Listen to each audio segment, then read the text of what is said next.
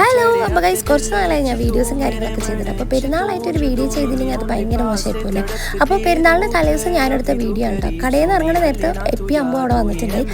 അങ്ങനെ അവിടെ നിന്ന് ഇറങ്ങി അമ്പൂസ് നേരെ നമ്മളെ ഗ്രാൻഡിൽ മൈലാഞ്ചി ഇടുന്നുണ്ടായിരുന്നു. അവിടെ നിന്ന് സാധനങ്ങൾ വാങ്ങി ഇറങ്ങുന്നവർക്ക് മൈലാഞ്ചി ഇട്ട് കൊടുക്കുന്നുണ്ടായിരുന്നു കേട്ടോ.